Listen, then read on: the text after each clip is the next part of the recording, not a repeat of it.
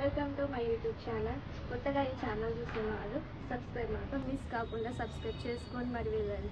ఎందుకంటే మరిన్ని మంచి మంచి వీడియోస్ వస్తాయి కాబట్టి. మీరు కామెంట్ రూపంలో కామెంట్ పెట్టండి, మీకు ఏ వీడియోస్ కావాలో వీడియోస్ చేస్తాను, సరేనా? ఉన్నా లేకున్నా మా కాడ అది లేదు ఇది లేదు అని ఈ చింత అయితే మాకు లేదు. ఉన్న దాంట్లో సర్దుకుపోతూ ఉంటాం. అయినా మా ఆయన అయినా సరే మా ఇద్దరి మధ్యలో ఒక అండర్స్టాండింగ్ అయితే ఖచ్చితంగా ఉంటుంది. మేము ఏ సమస్య వచ్చినా ఏ ప్రాబ్లమ్స్ వచ్చినా కూడా మేము అర్థం చేసుకుంటాము. ఆ ప్రాబ్లం ఎలా సాల్వ్ అవుతారా అని సాల్వ్ చేసుకుంటాం. ఆ ప్రాబ్లం అయితే ఉన్న దాంట్లో సర్దుకుపోతూ ఉంటాం. ఇట్లా కొనసాగుతుంది. మీరు కూడా మీ ప్లేస్తో మమ్మల్ని దీవించండి అని ఈ ఒక్క కోరిక అయితే మీ నుంచి అయితే నేను కోరుకుంటున్నా, ఇంకేం లేదు. మా ఆయనకి మళ్ళీ కూడా బాగలేదు, ఫీవర్ వచ్చింది. మరి అప్పుడు మా ఆయనకి ఫీవర్ వచ్చినంత ఫీవర్ అయితే రాలేదు, నార్మల్గా వచ్చింది. అప్పుడు వచ్చిన ఫీవర్ అయితే బ్యాక్ పెయిన్ అలాగే నడుము నొప్పి చాలా డేంజర్గా అయిపోయింది. అప్పుడైతే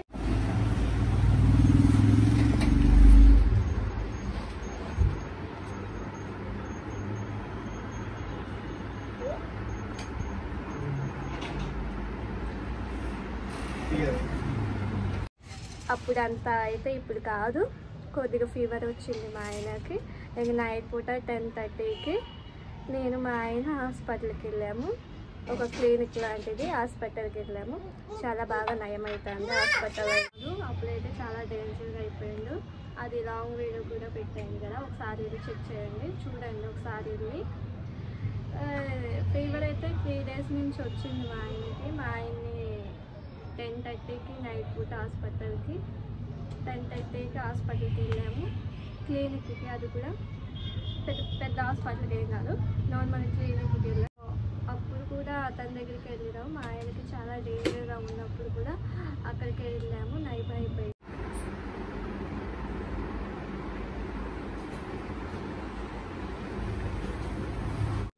ఇప్పుడు మళ్ళీ అక్కడికే వెళ్ళాము. మా ఆయన అయితే కోలుకున్నాడు, మంచిగా నయం కూడా అయిపోయింది.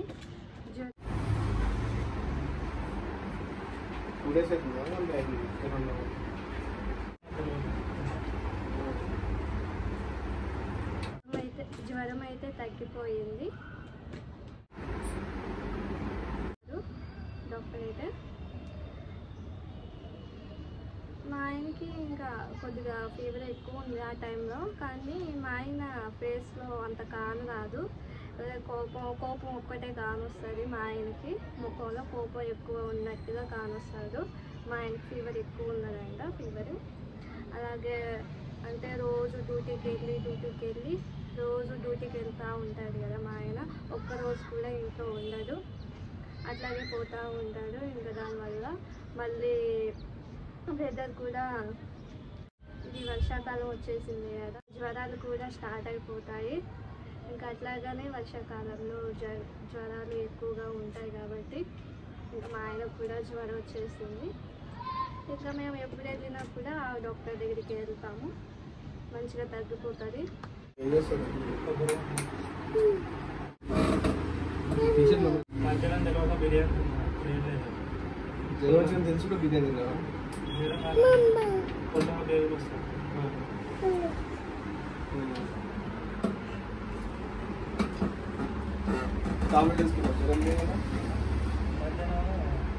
నాకు వచ్చింది ఫీవరు.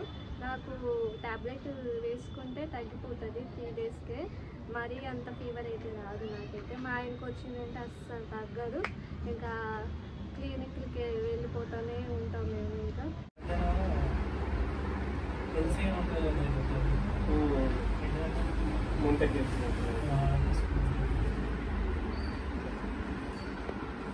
అట్లాంటి మనిషి మా ఆయన. ఇంకా ముఖం అయితే సీరియస్గా ఉంటుంది మా ఆయనది, కానీ మా ఆయన సీరియస్గా ఉండదు. చాలా ఫన్నీగా ఉంటాడు, బయట చూస్తే ఫన్నీగా మాట్లాడతాడు, చాలా అందరితో కలిసిపోతూ ఉంటాడు.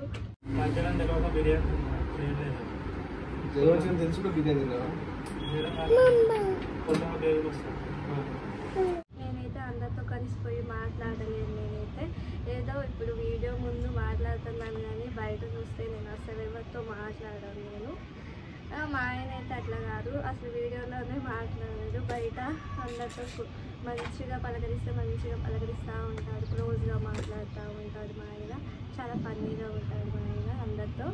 కానీ నేను అట్లా కాదు, మాట్లాడితే మాట్లాడదాం అన్నట్టే ఉంటాను మరి నేనైతే.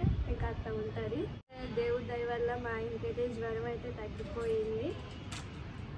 మా ఆయన అయితే మంచిగా కోలుకున్నాడు. నాకైతే చాలా హ్యాపీగా ఉంటాను. నేనైతే చాలా హ్యాపీగా ఉంటాను. మా ఆయన అయితే మంచిగా కోలుకున్నాడు. అది ఫస్ట్ ఫీవర్ వచ్చినప్పుడు ఫస్ట్ డేకి ట్యాబ్లెట్ వేసుకున్నాడు, అట్లాగే డ్యూటీకి వెళ్ళిపోయిండు. తర్వాత నెక్స్ట్ డే కూడా ట్యాబ్లెట్ వేసుకున్నాడు, డ్యూటీకి వెళ్ళిపోయిండు. నైట్ కల్లా బాగా ఎక్కువ అయిపోయింది.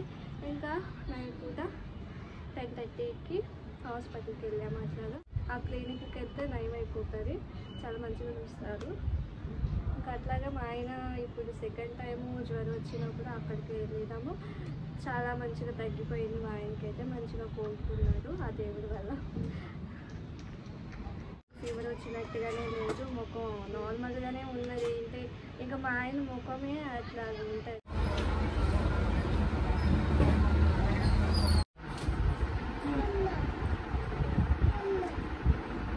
ఇంకా నార్మల్గానే ఉంటుంది. బాధ వచ్చినా కూడా, ఏడుపు వచ్చినా కూడా ఈ ఫేస్లో నుంచి అసలు ఏమి కూడా కాదు. ఇంకా అట్లా ఉంటాడు మా ఆయన. అదొక వరం అనుకోవచ్చు. ఎందుకంటే మనం ఏడ్చేది, అలాగే కోప్పడేది, అలాగే నవ్వేది ఎదుటి వాళ్ళకి కనిపించుకోకుండా ఉంటేనే మంచిది ఇప్పుడున్న జనరేషన్ ప్రకారం. కానీ నేను అట్లా కాదు, ఈ బాధ వచ్చిన కోపం వచ్చిన బయటికి కానొస్తూ ఉంటాను నేను. ఇంకా అట్లా ఉంటుంది నా ఫేస్ అయితే. మా స్వీట్ గారి పుట్టినరోజు వచ్చేస్తుంది. నేనైతే చాలా హ్యాపీగా ఫీల్ అవుతాను. ఫస్ట్ పుట్టినరోజు అయితే మేము పెద్దగా గ్రాండ్గా ఏం చేసుకోలేదు. మా ఇంట్లో వాళ్ళని పిలిపించుకొని కేక్ కట్ చేసుకొని ఇంకా ఇంట్లో వంటలు వండి పెట్టినాము వాళ్ళకి. ఇంకా అయితే సింపుల్గా అయిపోయింది. ఇంకా అట్లా అయితే చేసుకున్నాము. ఈసారి చూడాలి మరి, ఈసారి మా స్వీటీకి ఇంట్లోనే చేయాలా లేకుంటే బయటికి తీసుకెళ్ళాలా అని దాని మీద డిపెండ్ అయి ఉంటుంది. ఎందుకంటే మాలాగైతే మేమైతే కేక్ కట్ చేసుకుని మంచిగా బిర్యానీ అయితే తినేసినాం. అట్లయితే కుదరదు మా స్వీటీ గారికి అయితే. మాకున్న దాంతో మాకున్న బడ్జెట్తోనే మా స్వీట్ గారికి కొద్దిగా చేయాలి. లేకుంటే నా మనసు అయితే అసలు ఒప్పుకోదు, మా ఆయన మనసు అయితే అసలుకే ఒప్పుకోదు. ఉన్నా లేకున్నా కూడా నా బంగారానికి అయితే ఏ లోటు లేకుండా చూసుకోవాలి అని ఆలోచన ఉంటుంది మా ఆయనకే కానీ నాకే కానీ. మా ఆయన శాలరీతో మా స్వీట్ గారికి పట్టీలు తీసుకున్నాడు.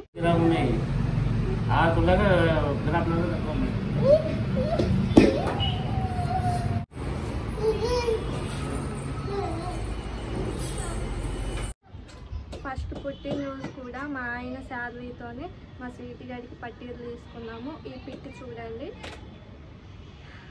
పట్టీలు కొత్తగా కానొస్తున్నాయి కదా, ఈ పిక్లో మా ఆయన శాలరీతోనే మా ఆయనే కొన్నాడు. ఇప్పుడు సెకండ్ డే కూడా తన పుట్టినరోజుకి మళ్ళీ ఆ పట్టీలు మార్చి పట్టీలు కొన్నాడు. అలాగే నా మెట్టెలు కూడా తీసేసిండు మా ఆయన.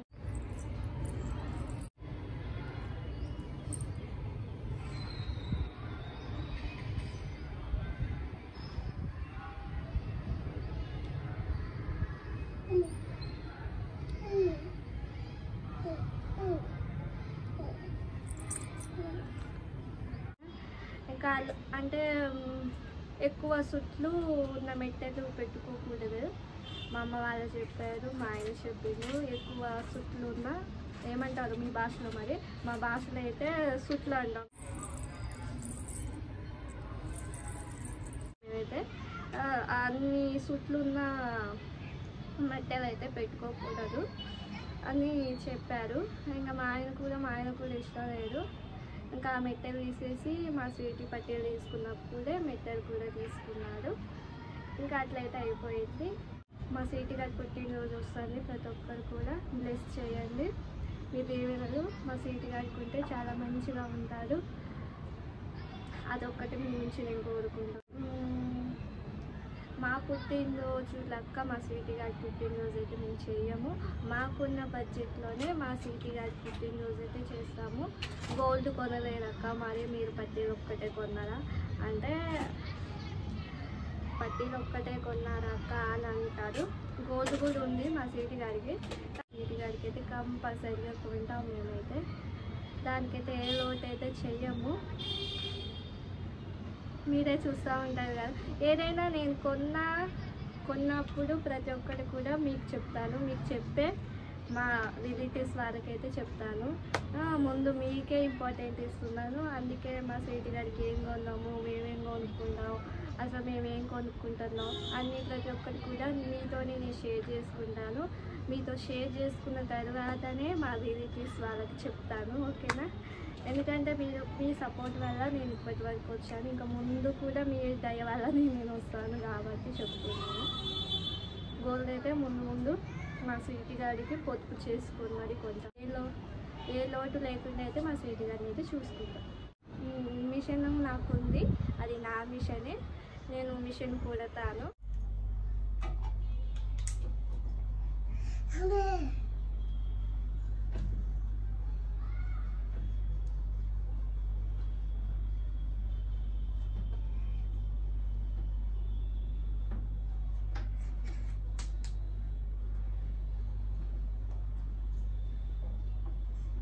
మీకు తెలియదు కదా, ఎవరికి ఏం తెలీదు నేను మిషన్ కుట్టేది కూడా. ఎందుకంటే నేను అసలు బయట చెప్పుకోను నేను మిషన్ కుడతాను అది ఇది అని. నాకే లక్షలు అయితే ఏం వస్తలేదు మిషన్ మీద. ఏదో ఇంట్లో ఖర్చులకి, రెంట్కి, ఇంట్లో వరకైతే సర్దు మనుగుతుంది నా వరకైతే. ఇంకా అట్లయితే ఉంటుంది.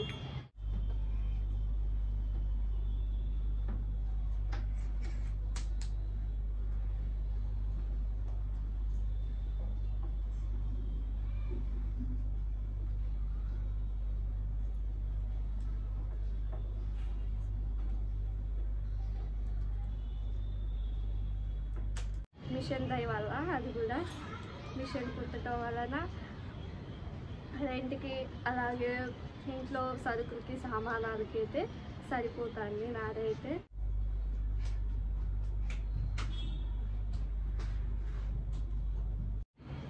ఇంకా అట్లయితే కొనసాగుతుంది. ఇంకా నేనైనా మా ఆయనైనా మా ఇద్దరి మధ్యలో ఒక అండర్స్టాండింగ్ ఉంటుంది. ఎక్కువ నా మీద కోప్పడేదైతే మా ఆయనే. నేను అసలు సీరియస్ అవ్వను. కాకపోతే నాకు బాధ కలిగినా కూడా నేనైతే ఏం మాట్లాడను. మా ఆయనతో మాట్లాడుకోకపోతే ఒక 3 రోజులు ఉంటాను అంతే.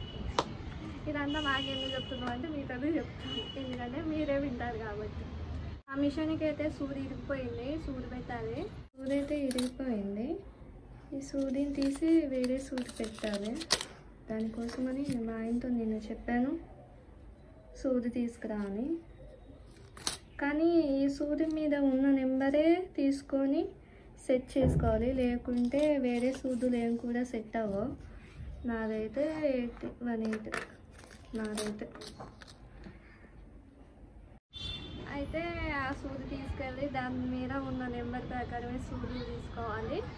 ఇంకా మా ఆయనకి నెంబర్ చెప్పాను, కాకపోతే వాళ్ళు కొద్దిగా పెద్దగా ఇచ్చేసాడు. ఇంకా అది మార్చాలా సూది నేను. ఇంకా వేరే సూది పెట్టాలి. నేను మార్నింగే లేకగానే ఇంట్లో పని అంతా అయిపోయిన తర్వాత మిషన్ను శుభ్రం చేసుకొని దానికి ఆయిల్ పోస్తాను అంటే.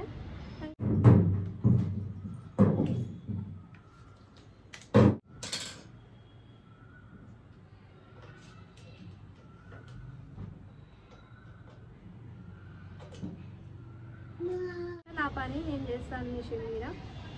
బ్లౌజులే కానీ, శారీసే కానీ, డ్రెస్లే కానీ, చిన్నపిల్లల డ్రెస్లే కానీ అన్నీ కూడా నేను కుడతాను.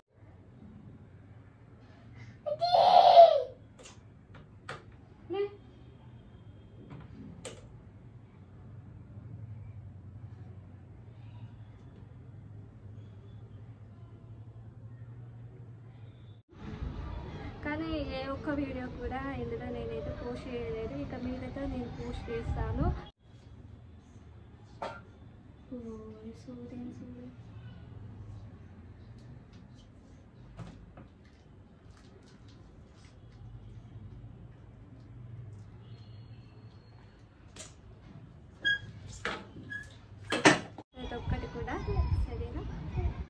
మళ్ళీ మంచి ఒక వీడియోతో మీ ముందుకు వస్తాను. అంతవరకు బై బాయ్.